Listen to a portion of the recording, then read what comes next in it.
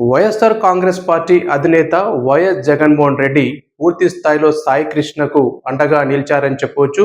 Krishnalanka police స్టేషన్‌కి తీసుకెళ్ళినటువంటి Sai Krishna death మిస్టరీగా మారింది. అతను లాకప్ డెత్‌కు గురయ్యాడు అని చెప్పేసని కూడా అనేక ఆరోపణలు వినపడుతున్న వేళ, ఈ సబ్జెక్ట్‌నంతా కూడా వైఎస్ జగన్మోహన్ రెడ్డి చాలా దగ్గరుండి అబ్జర్వ్ చేశారు. ఈ నేపథ్యంలో కూడా బాధిత తల్లిని కూడా ఆయన కలిశారని చెప్పుకోవచ్చు. ఒక భరోసా నింపేటువంటి కార్యక్రమాన్ని కూడా చేశారు. రాష్ట్ర ప్రభుత్వం ఏ విధంగా పనిచేస్తుంది, రాష్ట్రంలో లా అండ్ ఆర్డర్ అదుపు తప్పుతోంది అని చెప్పేసని, తప్పు చేశారని చెప్పేసని, కేసులు ఉన్నాయని చెప్పేసని కూడా, మీ ఇష్టానుసారం వ్యవహరిస్తారా అని చెప్పేసని కూడా వైఎస్ జగన్మోహన్ రెడ్డి ప్రభుత్వాన్ని గట్టిగా ప్రశ్నించారని చెప్పవచ్చు.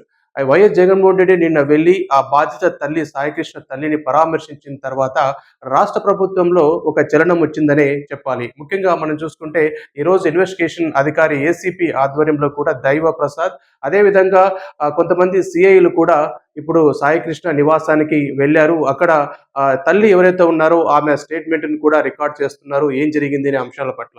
కృష్ణలంక పోలీస్ స్టేషన్‌లో పనిచేస్తున్నటువంటి సిఐ ఎవరైతే నాగరాజు ఉన్నారో, నాగరాజు పైన ఇప్పటికే కేసు నమోదు చేశారు. పూర్తి స్థాయిలో ఇన్వెస్టిగేషన్ కూడా కొనసాగుతుంది కాబట్టి, ఈ కేసులో ఇంకా ఎవరైతే ఇన్వాల్వ్ అయినారో వారిపైన కూడా కేసు నమోదు చేసి పూర్తి స్థాయిలో దర్యాప్తు ముమ్మరం చేసేటువంటి పరిస్థితి. అయితే ఒక కేసులో పూర్తి స్థాయిలో వైఎస్ఆర్‌సీపీ పోరాటం చేస్తే తప్ప ఇక్కడ ఎవరు కూడా పట్టించుకున్నటువంటి సందర్భాలు లేవని మనకు స్పష్టంగా అర్థమవుతోంది. ఎందుకంటే బాధిత కుటుంబానికి తన కొడుకు ఏమయ్యాడో తెలియదు. తను తల్లి రోదిస్తూ ఉంది.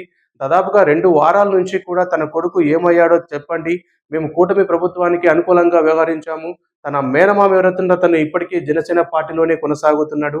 అయినప్పటికీ కూడా ఆ కుటుంబానికి న్యాయం జరగలేదు. ఒక కాపు యువకుడు ఏదో నేరం చేశాడు అని చెప్పేసని, తన పైన కేసులున్నాయని చెప్పేసని కూడా టాస్క్ ఫోర్స్‌కు సంబంధించినటువంటి పోలీసులు, లేడీ పోలీసులు కూడా అతన్ని తీసుకొచ్చి ఈ కృష్ణలంక పోలీస్ స్టేషన్‌లో అప్పజెప్పారు. ఆ తర్వాత థర్డ్ డిగ్రీ జరిగింది. ఈ క్రమంలో కూడా సాయి కృష్ణ గోర్లు పీకడంతో పాటుగా అదేవిధంగా తలకు కూడా బలమైన గాయాలు అయ్యాయి.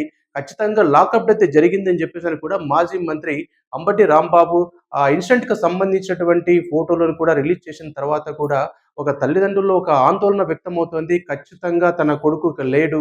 ముఖ్యంగా మనం చూసుకుంటే ఆ సీఐ నాగరాజు ఎవరైతే ఉన్నారో తన తల్లికి ఫోన్ చేసి పూడ్చర నీ కొడుకు దండ రెడీ చేసుకో, నీ కొడుకు ఇక లేనట్టే అని చెబితే రాష్ట్రంలో ఏం జరుగుతోంది? పరిపాలన ఏ విధంగా కొనసాగుతోంది? పోలీసులే జడ్జిలుగా మారారా? కోర్టులుగా మారారా? వారే శిక్షలు వేస్తే ఎలా? చంపేటువంటి హక్కు ఎవరిచ్చారు?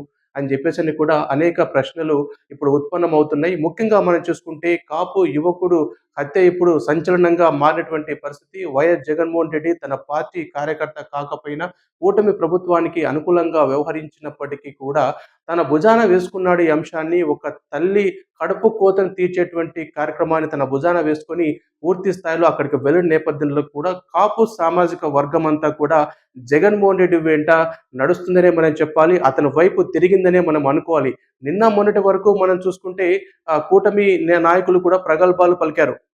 ఏదైతే కాపు నేతలందరూ కూడా, కాపు సామాజిక వర్గం అంతా కూడా మా వెంటే ఉంది అని చెప్పేసని కూడా కాలర్‌లో ఎగరేసుకున్నటువంటి సందర్భాలు కూడా మనం చూసాం. అయితే ఒక కాపు యువకుడికి అన్యాయం జరిగితే ఏం చేస్తున్నారు ఈ కాపు నేతలు?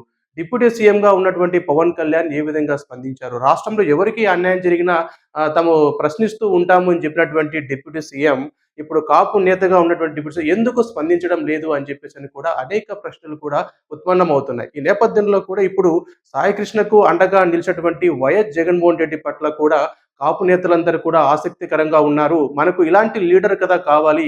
ఇలాంటి మాస్ లీడర్ కదా మనకు కావాలి. మనకు కష్టం వచ్చినప్పుడు మన దగ్గరికి వచ్చేటువంటి నేతే కదా మనకు కావాలి. ఇలాంటి నేతను మనం దూరం చేసుకున్నామా అని పూర్తి స్థాయిలో కూడా ఇప్పుడు ఉభయ గోదావరి జిల్లాలో ఒక టాక్ ఆఫ్ ది టౌన్‌గా మారిపోయింది. ఎందుకంటే గడిచిన ఈ వారం, 2 వారాల్లో కూడా పూర్తి స్థాయిలో కాపు నేతలందరూ కూడా యూ టర్న్ అయ్యారా అన్న సంకేతాలు కూడా వెలువడుతున్నాయి. ఇక్కడ రాజకీయం ఏందంటే ఒక వ్యక్తి అదృశ్యమయ్యారు.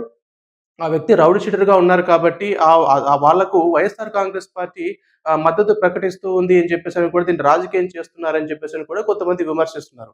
అయితే నేపథ్యంలో కూడా ఇక్కడ ఒక తల్లి యొక్క కడుపు కోత. తన కుమారుడు ఏమయ్యాడు? కేసులు చాలా మంది పైన ఉండొచ్చు. కానీ కేసులున్నాయని చెప్పేసని చంపేస్తారా? ఏం జరుగుతోంది అసలు అని చెప్పేసని కూడా వైఎస్ జగన్మోహన్ రెడ్డి డైరెక్ట్‌గా ఇప్పుడు ఎవరైతే ఈ సీఐ నాగరాజుతోని పోలేదు ఈ అంశము.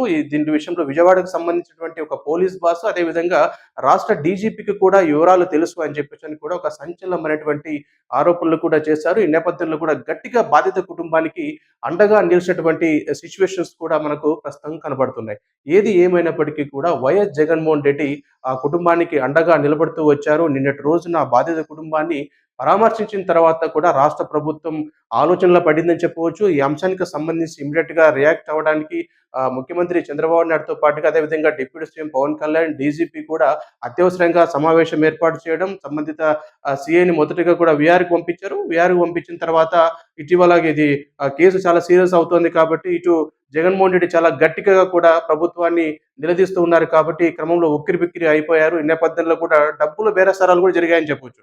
దాదాపుగా అయితే జనసేనకు సంబంధించినటువంటి ఒక నేత తన ఎవరైతే సాయికృష్ణ మామ దగ్గరికి వచ్చి మీకు ₹50,00,000 డబ్బులిస్తాము.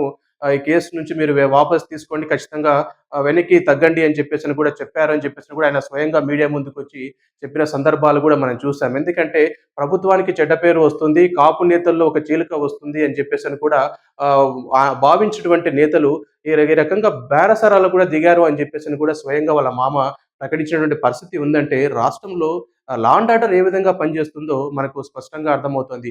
ముఖ్యంగా మనం చూసుకుంటే ఇప్పుడు జరుగుతున్నటువంటి రాజకీయ పరిణామాలు ఖచ్చితంగా జగన్మోహన్ రెడ్డికి చాలా ప్లస్ అయ్యేటువంటి అవకాశం కనపడుతోంది. ముఖ్యంగా మనం చూసుకుంటే కాపు నేతలు కూటమి ప్రభుత్వానికి సపోర్ట్ చేశారు. అయితే ఈ పొత్తుల కారణంగా కూడా చాలామంది కాపు నేతల్లో ఎవరు అసంతృప్తి ఉందనే చెప్పవచ్చు. ఎవరు కూడా పదవులు రానటువంటి పరిస్థితి, నామినేటెడ్ పదవుల్లో కూడా అన్యాయం జరిగినటువంటి పరిస్థితి ఉంది కాబట్టి ఈ అసంతృప్తిలో ఉన్నటువంటి నేతలందరూ కూడా వైఎస్ జగన్మోహన్ రెడ్డి తిరిగి వెంట నడుస్తారా అన్న ఒక సంకేతాలు కూడా వెలువడుతున్నాయి.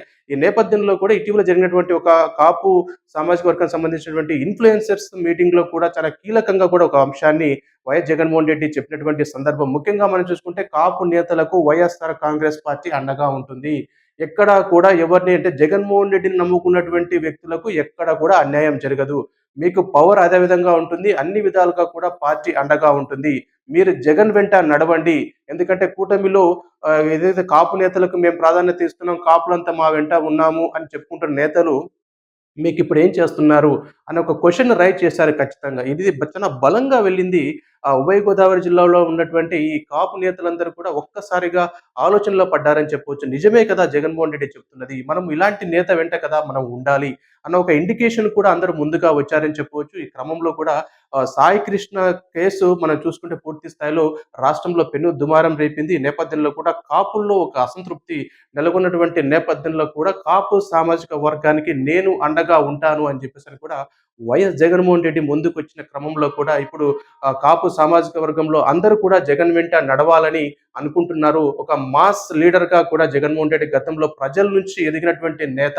ఒక పార్టీ నుంచి ఇంకో పార్టీని లాక్కొని ముందుకొచ్చిన నేత కాదు కాబట్టి 2 సీట్లతో మొదలైనటువంటి తన ప్రస్థానం 151 సీట్లకు కూడా వెళ్ళేటువంటి చరిత్ర కలిగినటువంటి నేత కాబట్టి చాలా వ్యూహాత్మకంగా వైఎస్ జగన్మోహన్ రెడ్డి ముందుకు అడుగులు వేస్తున్నారు. ముఖ్యంగా సాయి కృష్ణకు అండగా నిలిచిన నేపథ్యంలోనే అంటే ఎలాంటి రాజకీయాల దురుద్దేశం లేకుండా వైఎస్ జగన్మోహన్ రెడ్డి ఈ అంశంలో తన భుజాన వేసుకున్నారు. ఎందుకంటే తన పార్టీ కార్యకర్త కాదు. అయినప్పటికీ కూడా ఈ అంశాన్ని తన భుజాన వేసుకొని ఈ అంశంలో పూర్తిగా సక్సెస్ అయ్యారని మనం చెప్పవచ్చు.